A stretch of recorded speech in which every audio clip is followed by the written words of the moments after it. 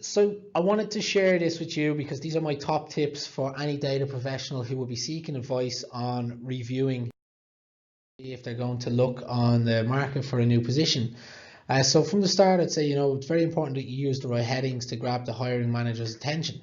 CVs are not a one size fits all, so use these sections very wisely and use them as you see fit. Doesn't mean you have to use every single one of them either. Use the ones that are best to make your CV as relevant and as hard hitting and as good as possible. In terms of your experience, I would always like to see it lined out, most relevant and recent experience at the top. Include the job title, the company name, and the period of time you held that. If you can include months to present or months to month and year, that's fine. I think that's pretty good too. You can always leave some of your duties in there as well, but I think, look, this is your CV, it's not a job description. So I would actually prefer if you could achieve and list your accomplishments. So if you're talking about you're telling them, hey, I built a data warehouse from scratch. I'd actually used it, and by having or using a data warehouse, I actually got to reduce the amount of third-party expensive sources that we've been using, saving the company X amount of money. The technologies I used are X, Y, Z, versus built data warehouse or building data warehouse. Shows real business value, which takes me to my next one. Explain what you do and why it matters. So you want to be explaining who you're reporting to, technologies you're using, how that's impacting, and how that's actually what the business value that is. So as I mentioned, you're getting this, you're after, recreating the data warehouse. It's after saving X amount of money. If you know how much time that's saved, how much money that's saved, how much speed, how much size you have more available due to that. That's real business value. That's what you want to be including. You want to be, including things that says you use technologies, but to the level that you use it. Like a data engineer can say, hey, I use Python every day because I'm a Python data engineer, but really what you do is a lot more than that. You could be using Python as a user, or you could be using it as a programmer where you're creating features or creating packets, building data pipelines from scratch. Or are you just an admin function? You need to be very specific with that. On the education, I would like to see education at the top. So I would go education, then work experience. If you're a recent grad, of course, education will be the highlight of your CV, so please keep that in mind. And remember to list your secondary degrees only. And then go into, if possible, and where detail on this. So if you can look at the screen right now, there's a quick example as to how we would recommend that be laid out.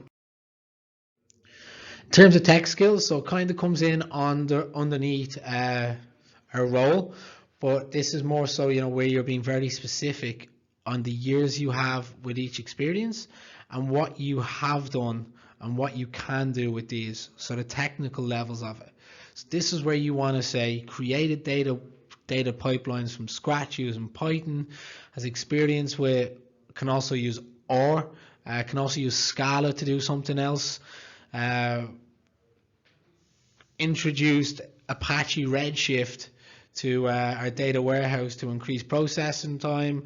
There's a number of different things you can introduce. Apache Spark, Apache Kafka, moved from batch processing to streaming data. Here's the technologies I used. So it's giving you a very good flavor as to the level of experience you have with the tool. So another way you could write it here, and some examples of what we have, you can write some paragraphs on your core skills, what you can do with it, and then again underneath, you can list off more towards the end of your CV, your computer skills. And then what I would look into be doing is add the core skills, education, work experience, and then computer skills underneath, and kind of structure it like that.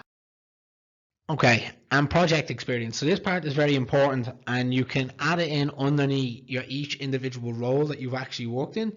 And what I'd like to see here is, have you been part of a team that's been building a search recommendation system?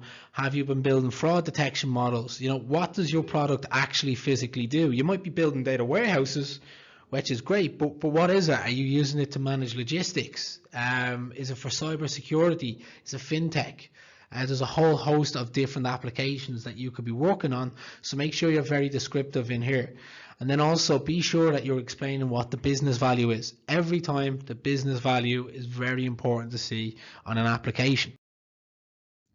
Publications. So yes, if you worked in data science, it's very important that you're able to explain your ideas and you're able to articulate what your publications are.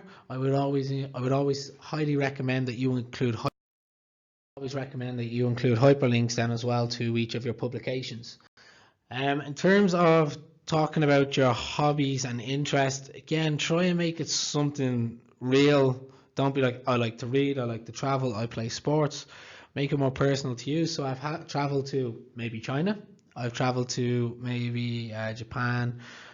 So I've been to really cool places, or I play soccer, I play sports on the weekend.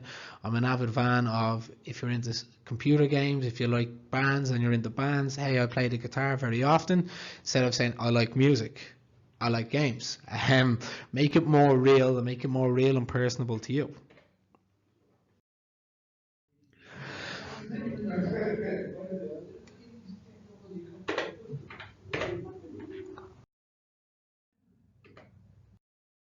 And of course, don't forget to follow all this on social media.